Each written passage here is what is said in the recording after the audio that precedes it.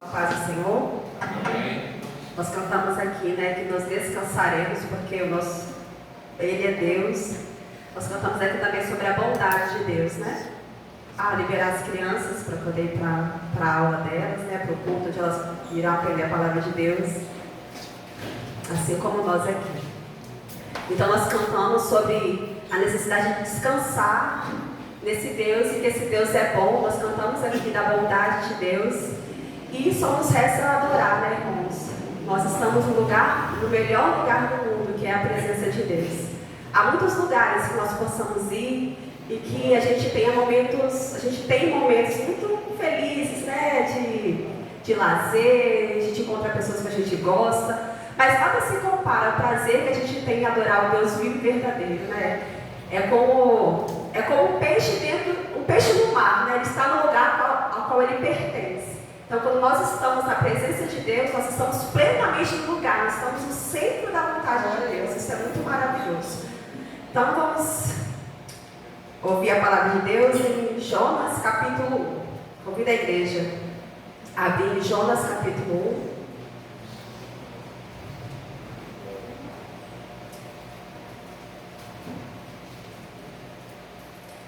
1. Nós lemos recentemente o livro de Jonas. E foi por isso, acredito, que estava fresco na memória, o Senhor me levou esse texto e eu tenho meditado durante essas semanas nesse livro, que é curtinho, 4 capítulos, dá para a gente ler assim uma sentada só, É muito proveitoso. Jonas capítulo 1. É pequenininho, depois de Amós, Obadias, antes de Miqueias, que é o livro que nós lemos hoje.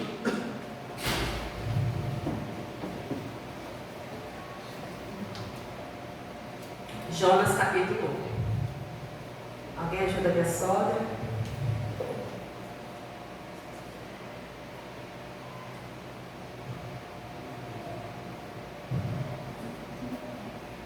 Vamos lá então. E veio a palavra do Senhor a Jonas, filho de Amitai, dizendo: Levanta-te, vai à grande cidade de Nínive e clama contra ela, porque a sua malícia subiu até a minha presença. Porém, Jonas se levantou para fugir da presença do Senhor para Tarsis, e descendo a Jope, achou o navio que ia para Tarsis, pagou, pois, a sua passagem e desceu para dentro dele, para ir com eles para Tarsis, para longe da presença do Senhor. Mas o Senhor mandou ao mar um grande vento, e fez-se no mar uma forte tempestade, e o navio estava a ponto de quebrar-se. Então temeram os marinheiros e clamaram cada um ao seu Deus e lançaram ao mar as cargas que estavam no navio para o aliviarem do seu peso. Jonas, porém, desceu ao porão do navio e, tendo se deitado, dormia um profundo sono. E o mestre do navio chegou-se a ele e disse-lhe: Que tens, dorminhoco? Levanta-te, clama ao teu Deus. Talvez assim esse Deus se lembre de nós para não pereçamos. E diziam cada um ao seu companheiro: Vinde, lancemos sortes, para que saibamos por que causa nos sobreveio este mal. E lançaram sortes, e a sorte caiu sobre Jonas. Então lhe disseram: Declara-nos tu agora, por causa de quem nos sobreveio este mal. Que ocupação é a tua? De onde vens? Qual é a tua terra? E de que povo és tu? E ele lhes disse: Eu sou hebreu, e temo ao Senhor, o Deus do céu, que fez o mar e a terra seca. Então estes homens se encheram de grande temor e disseram-lhe: Por que fizestes tu isso? Pois sabiam os homens que fugia da presença do Senhor, porque ele lhe tinha declarado. E disseram-lhe: Que te faremos nós para que o mar se nos acalme? Porque o mar se ia tornando cada vez mais tempestuoso. E ele lhes disse: Levantai-me e lançai-me ao mar, e o mar se vos aquietará, porque eu sei que por minha causa vos sobreveio esta grande tempestade. Entretanto, os homens remavam para fazer voltar o navio à terra, mas não podiam, porquanto o mar se ia embravecendo cada vez mais contra eles. Então clamaram ao Senhor e disseram: Ah, Senhor, nós te rogamos que não pereçamos por causa da alma deste homem, e que não ponha sobre nós o sangue inocente, porque tu, Senhor, fizeste como te aprouve. E levantaram a Jonas e o lançaram ao mar, e o cessou o mar da sua fúria. Temeram, pois, estes homens ao Senhor com grande temor, e ofereceram sacrifícios ao Senhor e fizeram votos. Preparou, pois, o Senhor um grande peixe, para que tragasse a Jonas. E esteve Jonas 3 dias e 3 noites nas entranhas do peixe. Oremos ao Senhor. Santo Deus, queremos, Senhor, mais uma vez te agradecer por essa oportunidade que o Senhor nos dá, Senhor, de estarmos aqui cultuando ao Senhor. Obrigado, Jesus, porque nós somos um povo privilegiado, porque nós podíamos, Senhor, estar presos em tantas falsas religiões, mas o Senhor, com corda de misericórdia, nos atraiu na sua presença. E hoje aqui nessa noite, como já foi pedido ao Senhor, Deus, não nos deixe sair deste lugar da mesma forma que nós entramos, Senhor. Pai, mas que possamos sair daqui desejosos de conhecer o Senhor ainda mais, Senhor. Que nós saímos daqui, Pai, refletindo, Deus, naquilo que precisamos acertar, Senhor. Oh, meu Deus, eu rogo a Ti, Deus, que toda expectativa seja em torno da Sua palavra, porque a Sua palavra é viva, é eficaz, Senhor Deus. Ela é penetrante, Senhor Deus. Ela pode, Senhor Deus, sondar, Deus, os nossos corações.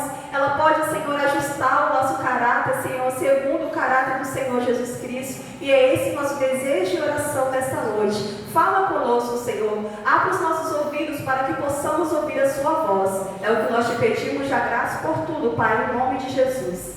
Amém. Pode se assentar, irmãos. O tema deste sermão eu intitulei O Deus que nos busca. E eu vou atender o conselho do meu esposo, que falou para eu começar pausadamente, né? Para não ir acelerando, porque depois eu não consigo voltar. Então eu vou falar de forma bem pausada, para que eu não me perca aqui no sermão, com essa paciência dos irmãos. Então, Jonas, capítulo 1, o livro de Jonas em si é bem conhecido. Os irmãos que cresceram na igreja, tiveram o privilégio de passar pela escola dominical, infantil, certamente ouviu a história de Jonas e a baleia, ainda que a Bíblia não fala que era uma baleia, né, irmãos? Era um grande peixe, e não fala que espécie de peixe também era. Alguns que falam pode ser um tipo de peixe cachalote, ou até mesmo um tipo, uma espécie de peixe que não existe hoje mais, mas era um grande peixe, essa é a informação que nós temos. Então é uma história bem conhecida, mas normalmente essa história gira em torno de um profeta que fugiu do Senhor e foi engolido por um grande peixe. Mas quando a gente se detém mesmo neste livro, a gente vê que Jonas não se trata da história de Jonas, mas é a história de Deus. O tempo todo, se você for ler depois todo o livro, os 4 capítulos de Jonas, você vai ver, mas Deus, mas Deus, mas Deus. É um Deus intervindo todo o tempo, ainda que o homem deixe sair dos caminhos do Senhor, dos propósitos de Deus. E quem foi Jonas? Jonas foi um profeta hebreu que viveu durante o reinado do rei de Israel, Jeroboão II. Jonas não é muito relatado, né? Mas nesse tempo aqui de Jeroboão, ele profetizou no reinado de Jeroboão II, e o que ele profetizou realmente aconteceu, né?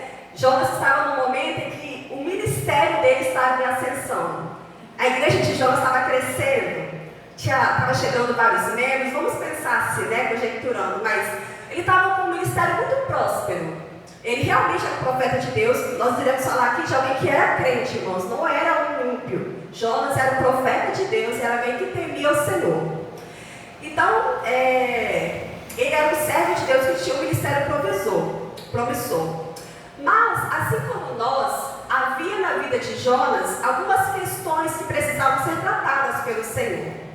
E nós vamos ver aqui como que foi todo o desenrolar dessa história. E uma coisa interessante é que Jonas é o único caso na Bíblia que a gente vê que fica chateado, irado, porque ele pregou e as pessoas se converteram. Porque normalmente é assim, se eu pregar e as almas virem a Jesus, a gente fica muito feliz, né? Porque é isso que a gente quer ver. Mas Jonas foi justamente ao contrário. Ele pregou e toda a cidade se converteu. O texto diz que o rei daquela cidade se arrependeu, colocou até os animais para jejuar, assim foi coletivo. Então, toda a cidade se converteu. E Jonas ficou muito chateado com aquilo ali. Nós vamos ver o porquê. Só uma coisinha para a gente poder defender um pouquinho aqui ao lado de Jonas, a princípio, é que no tempo de Jonas não era comum haver missionários, como a gente vê hoje. No tempo de Jonas, não existia isso de um profeta sair do povo de Israel para ir um povo vizinho para anunciar a palavra do Senhor. Normalmente era o contrário, era anunciada a palavra e os povos tinham que vir até Jerusalém. Jerusalém era o lugar onde se devia adorar. Então isso que Deus pediu para Jonas era uma coisa inusitada, era uma coisa inovadora. E Jonas, a gente viu que não recebeu muito bem. E eu quero convidar os irmãos a manter a Bíblia aberta, porque eu vou, com a graça de Deus, seguir versículo a versículo, para que os irmãos possam, junto comigo, assim, aprender de fato o que a Bíblia está nos dizendo. Irmãos, vamos aí no versículo 1. E veio a palavra do Senhor a Jonas, filho de Amitai, dizendo. Jonas significa pomba, e ficou conhecido como profeta que fugiu da presença do Senhor. Ele era filho de Amitai, cujo nome significa verdade, ou seja, Jonas era filho da verdade, mas infelizmente estava vivendo e agindo de maneira enganosa. No versículo 2 diz assim: levanta-te, em algumas versões, dispõe-te e vai à grande cidade de Nínive.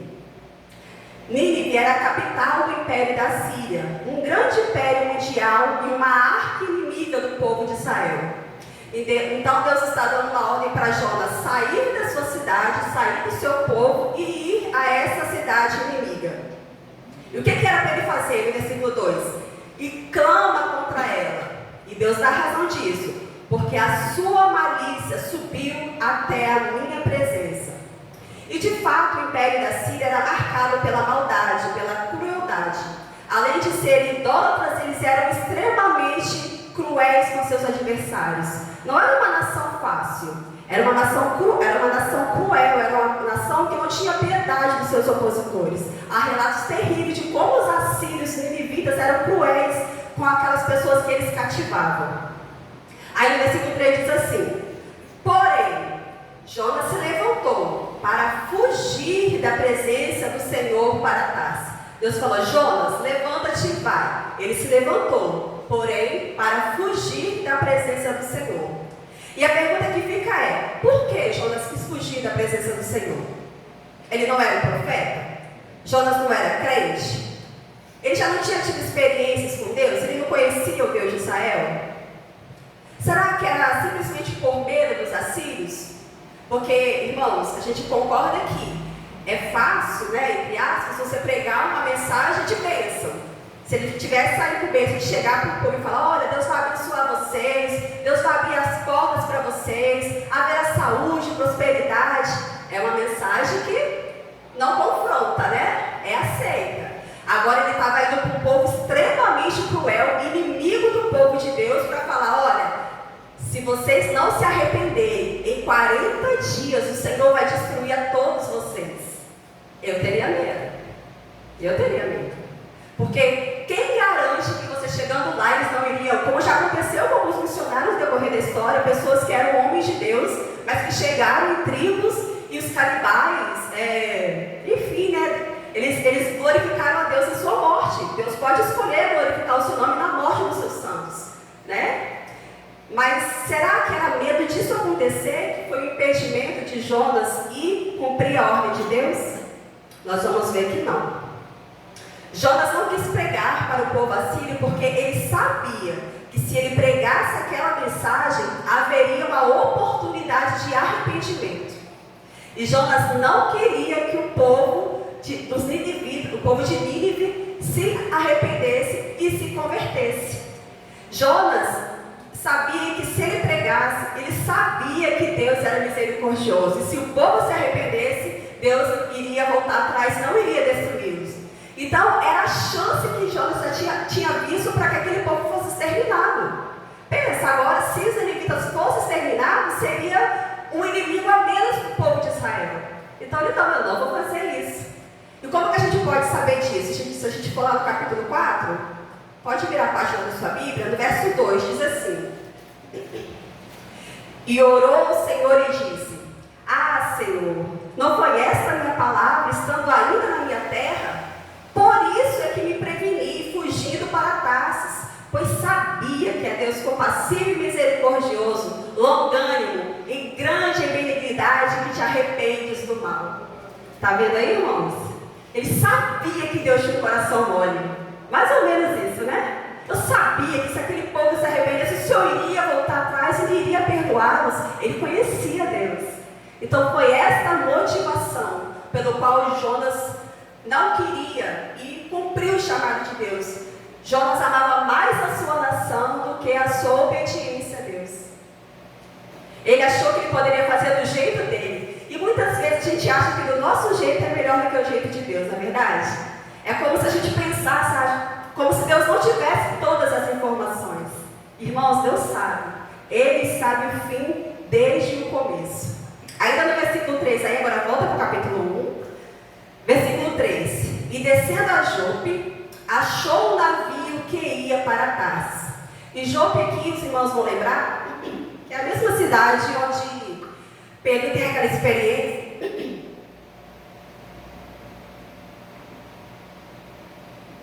Pedro tem aquela experiência onde, lá na casa de Cornélio, onde desce um lençol com vários animais dentro, e Deus fala assim: toma, Pedro, mata, come, né? Não faças tu imundo aquilo que Deus purificou. É a mesma cidade.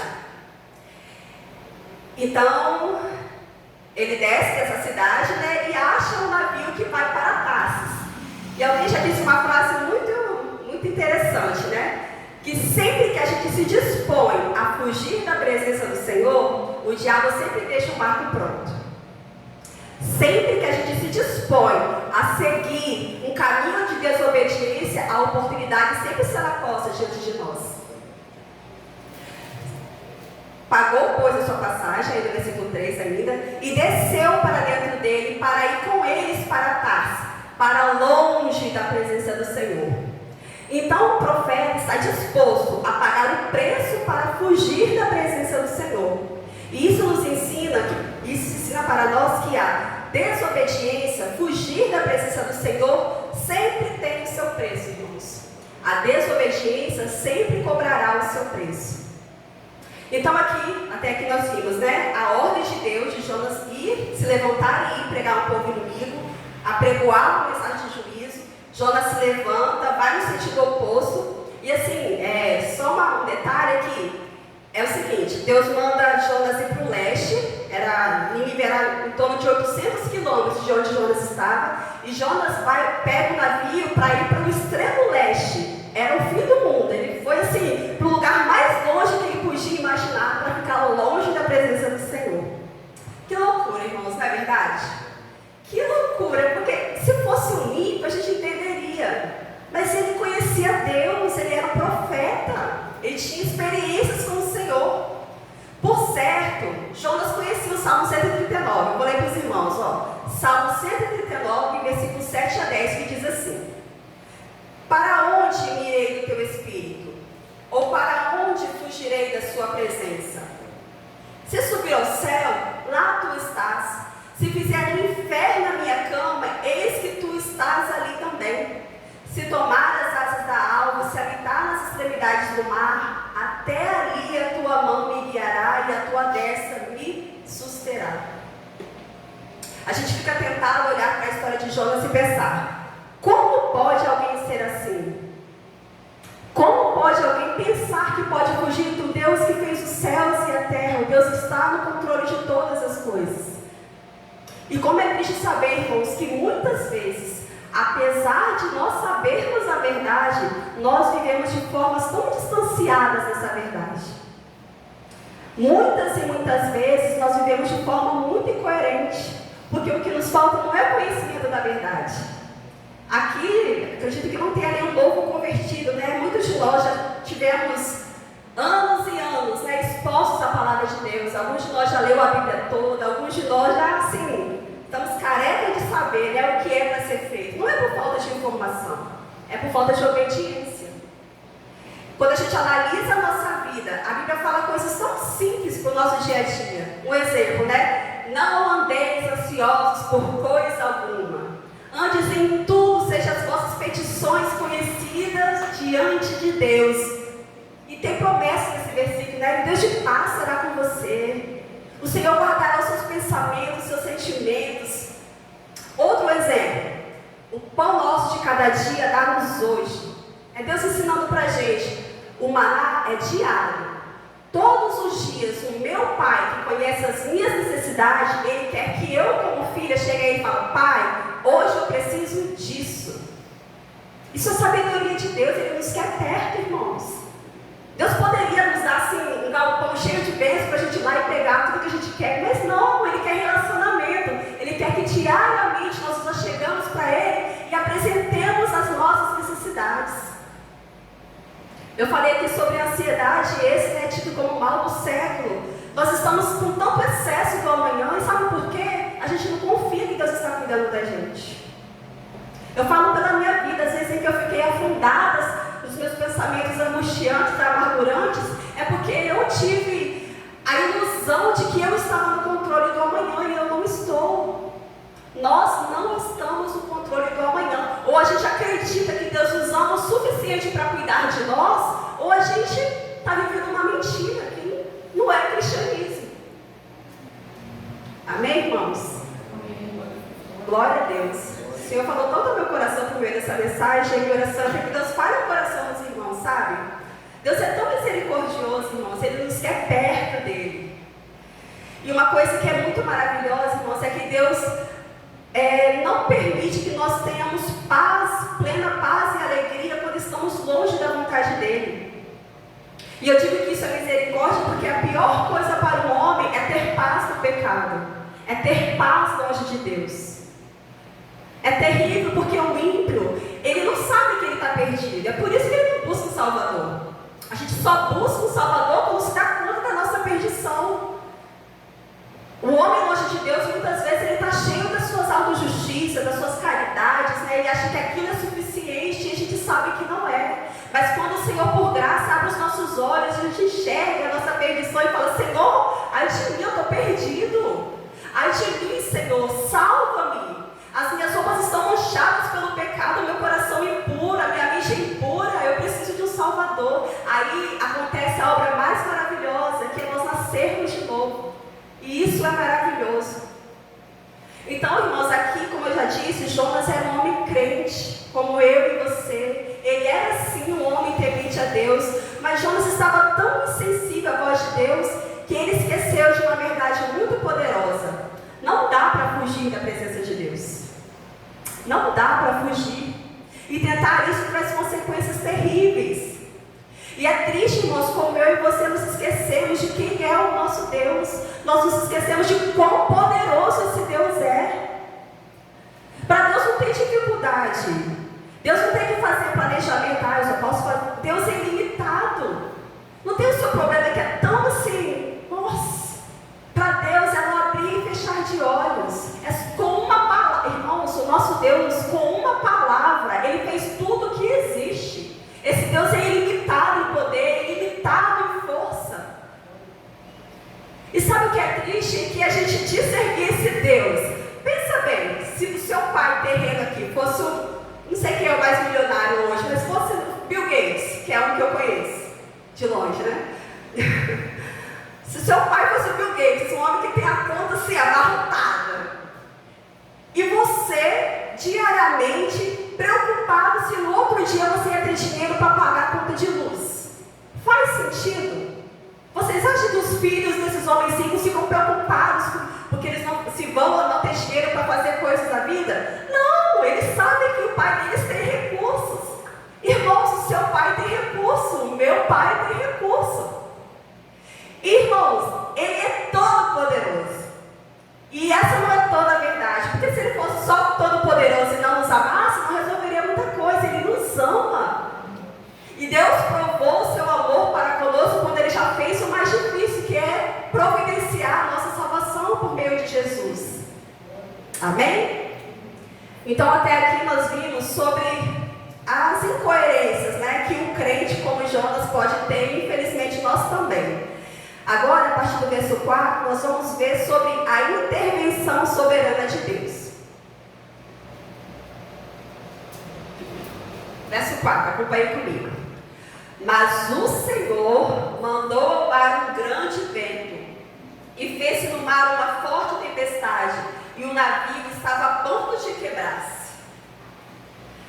A ideia desse versículo é: Jonas queria ir para o outro lado do mundo, para fugir da presença do Senhor. Mas o Senhor, com a sua mão poderosa interviu. E Deus lança uma grande tempestade contra aquele barco. Não era uma tempestade comum, irmãos. Aqueles marinheiros, por certo, eram homens experientes, com vivência no mar, mas eles ficaram apavorados com medo de morrer, porque aquela tempestade era sobrenatural. Nada do que eles faziam continha a fúria do mar. E essa tempestade nos lembra o episódio de Paulo em Atos capítulo 27. É aquela tempestade em que Paulo está indo como prisioneiro para Roma, mas diferente de Jonas, Paulo não estava na tempestade porque estava fugindo. Muito pelo contrário, ele tinha o desejo de anunciar a palavra de Deus. E Paulo estava em obediência a Deus, estava no navio sofrendo uma grande tempestade. O navio que ele estava se despedaçou, a gente conhece a história, Deus interviu, mas é outro sermão. Então isso ensina pra gente o seguinte, só um adendo, né? Não é porque as coisas estão difíceis que é punição de Deus. Por que é importante dizer isso? Porque também há uma falácia de que se você é filho de Deus, o mal não pode chegar na sua vida. O seu telhado não pode quebrar. Não pode dar cupim na sua cerca, porque você é crente, filho do rei. Não é verdade. Jesus disse que no mundo teríamos aflições. A chuva de granizo vai cair no telhado do crente e do não crente. A tempestade vai vir na casa do justo, na casa do injusto. Nós estamos sujeitos, irmãos. Nós estamos num mundo que está sofrendo as consequências da queda, né? Aquilo que aconteceu lá em Gênesis, que a gente sabe. Então é importante dizer que nem sempre que a situação está difícil é a mão de Deus sendo pesada. Mas qual que é a diferença? Quando você está sendo fiel a Deus, quando você está em obediência a Deus, você tem força para lutar durante a tempestade. Quando você está em pecado, não. Quando você está em desobediência, não. Você prefere a morte do que se arrepender, por conta do endurecimento que o pecado traz ao nosso coração. Paulo passou por aquela tempestade, passou em triunfo, né? Ele é um exemplo a ser seguido, diferente do irmão Jonas. O irmão Jonas está nos mostrando como não fazer. Versículo 5. Então temeram os marinheiros e clamavam cada um ao seu Deus, e lançaram ao mar as cargas que estavam no navio para o aliviarem do seu peso. Como eu disse, né? Aqueles marinheiros estavam apavorados. Imagina a cena. Eu nunca tive em alto mar, né? Mas pensa você no navio, você não vê terra em volta, uma revolta, ondas vindo, a vela quebrando, a água entrando, eles pegando as coisas do navio, tirando para o navio ficar mais leve, para haver alguma chance, né, de salvação. E o triste, irmãos, que tudo isso estava acontecendo naquele navio por causa da desobediência de um crente. Por causa de Jonas, que estava em desobediência, fugindo da presença do Senhor, ele estava atraindo a ira de Deus sobre aqueles homens que estavam com ele. Olha que responsabilidade. Acompanhando ainda no versículo 5. Jonas, porém, desceu ao porão do navio e, tendo se deitado, dormia um profundo sono. Imagina a cena. O negócio caindo. O navio a ponto de afundar, irmãos.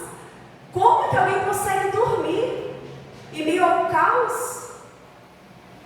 Isso mostra para nós que a indiferença, a insensibilidade espiritual pode ser tanto que às vezes Deus está pesando a mão, o juízo de Deus está sobre nós, a gente não se apercebe, a gente está dormindo, deitado em berço esplêndido, dormindo o sono dos justos. E não é assim. Precisamos, irmãos, nos atentar. O que Deus quer nos falar? Será que esse Deus está falando comigo? Será que eu estou sofrendo porque, enfim, né, as tribulações existem, são coisas da vida? Ou será que há algo em mim que precisa ser consertado? Será que Deus está falando comigo e eu não estou querendo ouvir? Verso 6. E o mestre do navio chegou-se a ele e disse-lhe: que tens, dorminhoco? Levanta-te, clama ao teu Deus, talvez esse Deus se lembre de nós para que não pereçamos. Olha que vergonha, irmãos. Um ímpio mandando o crente orar. Que vergonha! Não é vergonhoso quando a gente escuta, né, que uma pessoa que nem é crente, que nem serve a Deus, mas que tem uma vida mais justa, mais correta do que aquele que diz servir a Deus? Quando alguém do mundo fala para você: É mais ou menos assim, você tem sua vizinha lá que é vida louca, né? E ela sabe que você é filha de Deus. Aí ela vê você com um estilo de vida tão incoerente que ela fala, olha, você não é crente? Ou vê você numa amargura eterna, assim, mas você, uai, por que você não ora? Você não tem Deus, não? É mais ou menos isso aqui, ó. O marinheiro chega para Jesus, você está dormindo, você é louco? Ora ao seu Deus. E não é que o marinheiro, que o capitão do navio fosse temente a Deus, né? Ele era um politeísta, ó. Se você tem um Deus, ora para ele aí. Porque até o Bíblia sabe que se você diz crer em alguma coisa, você precisa se apegar a ela na hora do aperto. Porque na hora do aperto não tem ateu, não é verdade? A pessoa é ateu até, mas se veio a tempestade, ele se agarra em alguma coisa. Era o que esse capitão estava fazendo. E irmãos, o mundo precisa ver em nós o cristianismo que a gente professa, a fé que a gente professa. O mundo necessita ver isso em nós. Ele não aceita a gente viver de forma incoerente. Com certeza ele vai nos acusar. E glória a Deus por isso, porque a gente anda ali no caminho, né? Verso 7. E diziam cada um ao seu companheiro, vinde, lancemos sortes para que saibamos por que causa nos sobreveio este mal. E lançaram sortes, e a sorte caiu sobre Jonas. O lançar sortes era o costume daquela cultura. E aqui nós vemos como Deus está orquestrando todas as coisas para que a sua vontade seja feita. E ele faz com que a sorte caia sobre Jonas, e Jonas tenha que se expor, né? Jonas teve que levantar da cama e falar. Jonas, ele é literalmente, vamos colocá-lo na parede. Acompanha aí o verso 8. Então lhe disseram, declara-nos tu agora, por que causa nos sobreveio este mal? Que ocupação é tua? De onde vens? Qual é a tua terra? De que povo és tu? E ele lhes disse, eu sou hebreu, e temo ao Senhor, o Deus do céu, que fez o mar e a terra seca. Então Jonas aqui declara audivelmente a incoerência da fé dele. Porque se ele sabe que Deus é o Deus que fez os céus, a terra e o mar, como que ele tem a loucura de tentar fugir deste Deus pelo mar? Faz sentido isso? E o verso 10 diz assim, então estes homens se encheram de grande temor e disseram, por que fizestes isso? Pois sabiam os homens que fugiam da presença do Senhor, porque Ele o tinha declarado. E disseram-lhe, que te faremos nós para que o mar se nos acalme? Porque o mar se ia tornando cada vez mais tempestuosa, né? A tempestade ia se tornando cada vez mais apertada.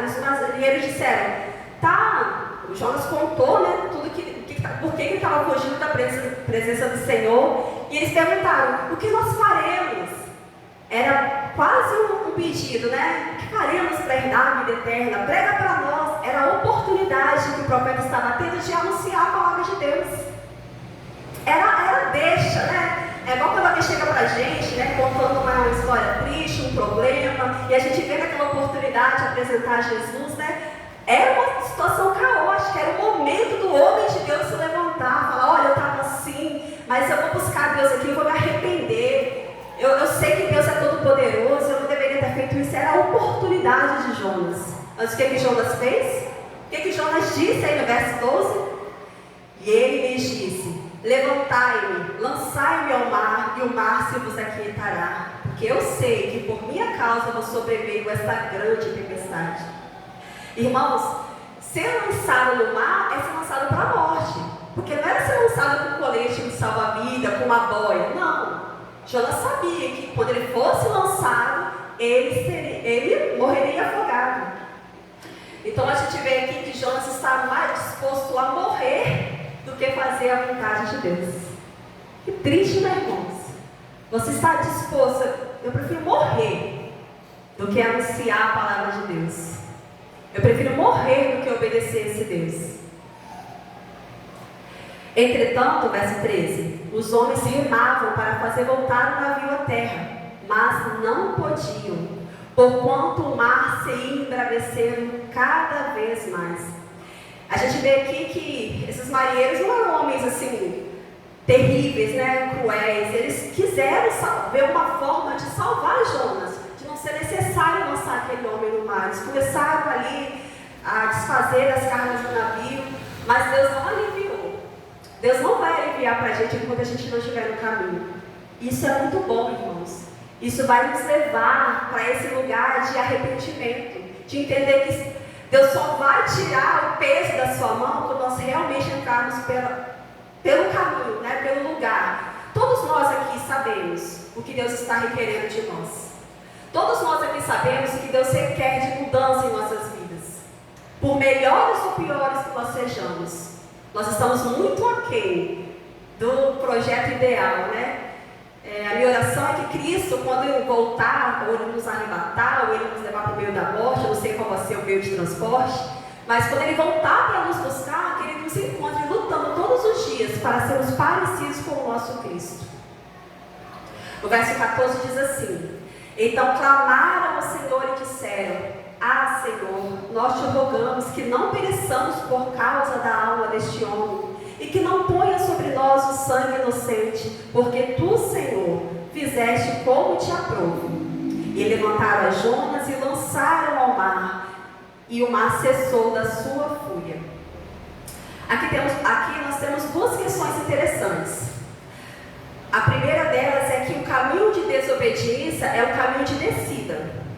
Se a gente reparar aí, Jonas ele vai descer de Jope para o navio, do navio para o porão do navio, do porão do navio para o fundo do mar. Esse é o preço do pecado. É sempre um caminho de descida, é sempre um caminho de perdas. E uma coisa que eu não falei no versículo anterior é que a gente precisa ter cuidado se a gente não está andando com gente que está traindo tempestade para a sua vida. E a gente está ali junto e sofrendo algo que não era para nós. A gente precisa aprender a não pegar cargas que não são as que Deus confiou a nós. Amém? E também a gente não deve ser essa pessoa que atrai o juízo de Deus para outros. Irmãos, com Deus não se brinca. E a gente esquece muitas e muitas vezes de quem é o nosso Deus. E também uma outra verdade que nós podemos aprender aqui é que aqui é nos exposto uma figura do Evangelho, né? Pois por mais que aqueles homens, com todas as suas forças, eles estavam ali trabalhando, ajustando a vela, tirando alimento, jogando coisas no mar para ver se conseguiam se salvar da fúria daquela tempestade, o mar só cessou, a fúria do mar só cessou quando houve um sacrifício, quando Jonas foi lançado no mar. Isso ensina para nós o quê? Por mais que o homem, com todas as suas forças, as suas boas obras, a sua justiça, se esforce para ser salvo, ele só será salvo quando a confiança dele estiver plenamente confiado na justiça de Cristo. Quando ele estiver revestido pela justiça de outro que não ele, que é o Senhor Jesus. Somente depois de Jonas ter sido lançado naquele mar, a fúria da tempestade se acalmou. Somente depois que nós aceitamos a Jesus, é que a ira de Deus se aplaca e Ele não despede a sua ira sobre nós. Nós passamos de filhos da ira para filhos de Deus. Glória a Deus por isso. Então, irmãos, você com as suas próprias forças não consegue resolver a sua vida, por melhor que você seja. E a gente tem aprendido aqui com a história de Jonas que é perda de tempo. Você postergar essa entrega total ao Senhor é só perda de tempo, é perda material.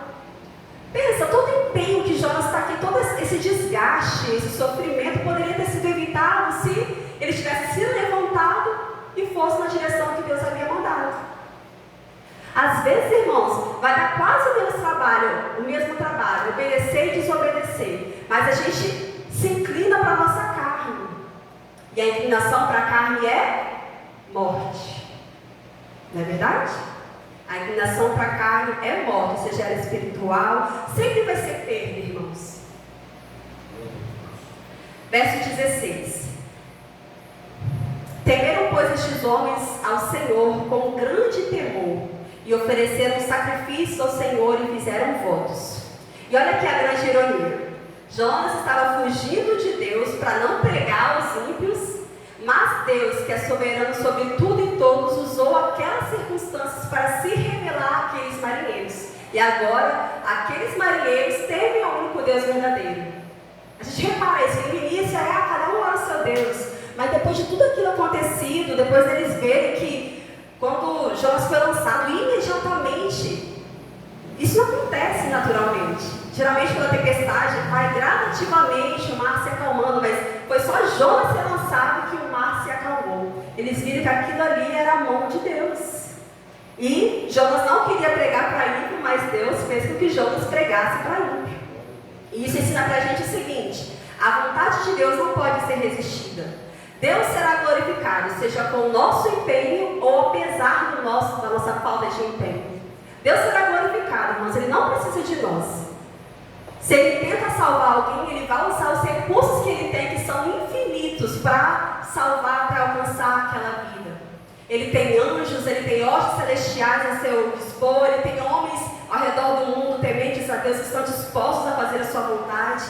Mas que privilégio se Ele conta comigo e com você, para sermos esses anunciadores das boas novas. Para nós, irmãos, deveria e é uma grande alegria. Nós temos o privilégio de sermos embaixadores do nosso Cristo aqui na terra. Apesar de sermos tão fracos, muitas vezes nós mais atrapalhamos do que ajudando o reino de Deus. Não é verdade? Nós estamos tão aquém, irmãos, do ideal. E Deus poderia muito bem desprezar nós, não serve. Como o mundo faz? Se você não dá bons resultados, você é substituído. Ninguém é insubstituível. Mas Deus não é assim. Deus não poderia ter levantado outro profeta para fazer essa missão? Não havia falta de profeta. Deus poderia ter levantado um anjo lá em Nínive. Deus poderia ter levantado alguém no meio dos ninivitas. Mas Deus fez questão de Jonas. Deus confiou essa missão para Jonas. E Deus tinha interesse em usar essa circunstância para tratar o coração de Jonas. Assim como Ele tem interesse em tratar o nosso coração. Verso 17. Preparou, pois, o Senhor um grande peixe para que tragasse a Jonas, e esteve Jonas 3 dias e 3 noites nas entranhas do peixe. Precisamos entender que esse grande peixe engolindo Jonas não é sinal da ira de Deus. Muito pelo contrário, é misericórdia.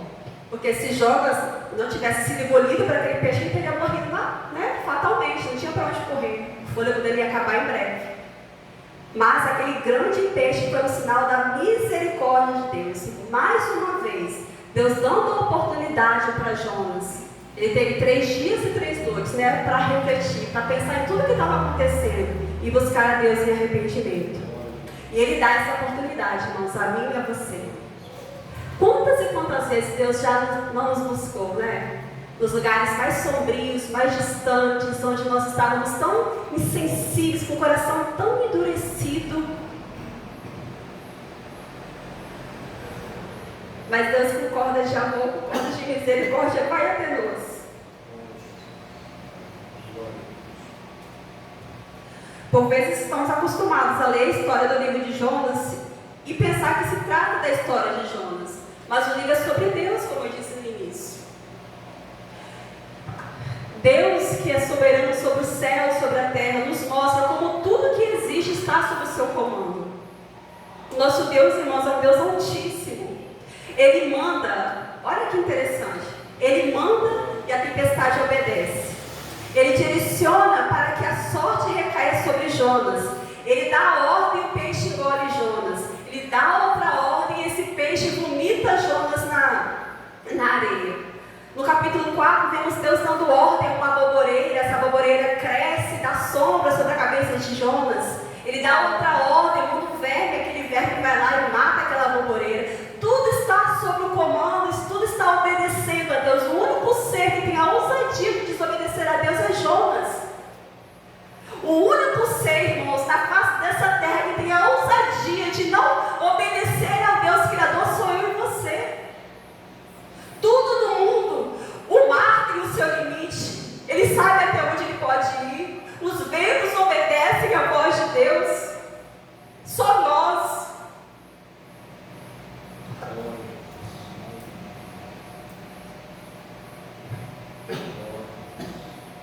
Criaturas, seres que foram tiveram o privilégio de serem criados à imagem e semelhança do Deus Todo-Poderoso. Temos a ousadia de desobedecer esse Deus. A Bíblia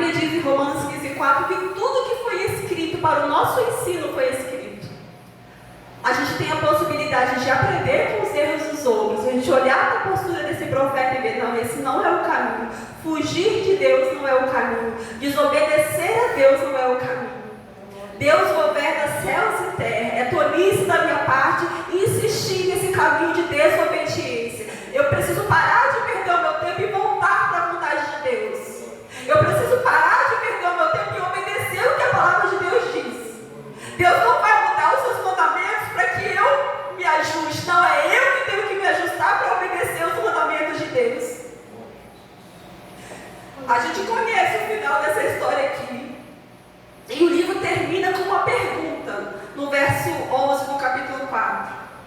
Deus falando para Jonas: e não hei de eu ter compaixão da grande cidade de Nínive, que estão mais de 120 mil homens, que não sabem discernir entre a sua mão direita e a sua mão esquerda, e também muitos animais? E essa pergunta deve ser respondida por cada um de nós. Se fomos alcançados por esse Deus tão misericordioso, que nos amou quando éramos ainda pecadores, se sabemos o caráter amoroso e justo desse Deus, que sacrificou na cruz seu único filho para salvar pecadores como nós, por que nós então não anunciamos esse Salvador aos perdidos? O que nos impede, irmão, de falar desse Deus a outros? É tão triste porque a igreja de Deus precisa que tenha um evento, um evangelismo para que a gente saia e fale. É como se não tivesse perdidos no nosso cotidiano, e o que não falta é perdido. O que não falta é gente que está indo a passos largos para o inferno. Mas por que eu não falo do meu Senhor para essas pessoas? Por que você não compartilha com os seus parentes perdidos?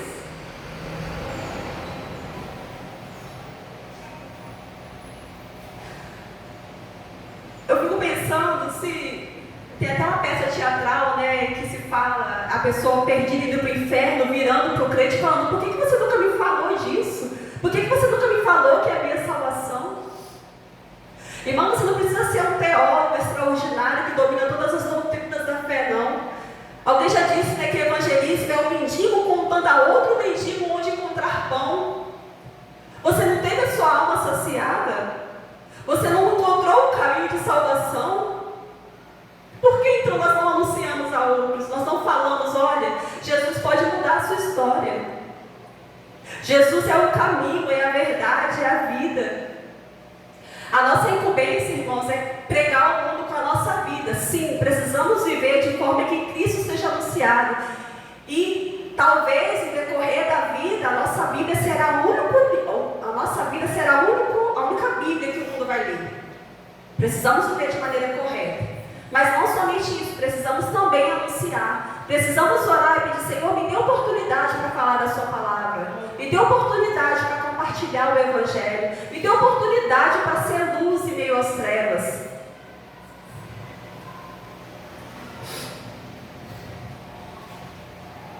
A ordem de Deus para nós é indo e pregando. Indo e pregando. Que Deus possa, irmãos, por graça, nos dar novas oportunidades de arrependimento.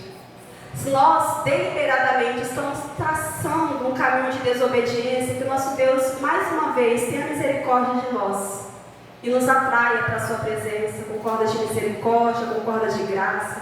Nos dê novas oportunidades de honrá-lo. Que nós possamos ter esse conforto, né? De que Deus está em todos os lugares. Deus saber de todas as coisas seja uma segurança para nós, não uma ameaça. Eu saber que Deus está comigo em todo momento deve ser uma segurança. Que bom, Deus vai cuidar de mim. E não uma insegurança no sentido de: poxa, não vou poder fazer porque Deus vai vir. Que o Senhor possa mover o nosso coração na direção correta. Amém? Que Deus possa continuar a falar no coração dos irmãos. Vamos orar. Senhor, nosso Deus, queremos, Senhor, mais uma vez te agradecer, Senhor, por essa palavra tão maravilhosa, Senhor. A sua palavra é tão perfeita, Deus. Senhor, a história de Jonas, Senhor, é a nossa história, meu Deus. Quantas e quantas vezes nós temos insistido, Senhor, em fugir da sua vontade. Quantas e quantas vezes, Senhor, nós temos insistido, Pai, mesmo havendo tanto dano, tanta perda, Senhor. Nós temos fugido, Senhor, própria vontade. Quando o Senhor diz, Deus, que o seu fardo é leve, o seu jugo é suave. O Senhor é um Deus bom, é um Deus que cuida de nós. Oh Deus, nos ajude a achar, Deus, lugar de arrependimento.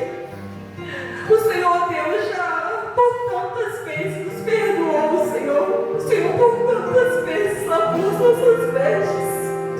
Como o Senhor fez com aquele filho pródigo, Deus, que estava enlambado na lama do pecado, que estava sujo, Senhor. Mas o Senhor, de maneira tão bondosa, o abraçou, o chamou de filho, trocou uma aliança no seu dedo, trocou suas vestes. O Senhor faz isso conosco também. Ó Deus, que o Senhor possa continuar atraindo nosso coração, Senhor. Que nós possamos ter deleite, alegria e obedecer ao Senhor, porque a sua vontade ela é boa, ela é perfeita e ela é agradável, Senhor. Glória ao teu nome, Senhor. Obrigado pelo que o Senhor tem feito em nós e através de nós.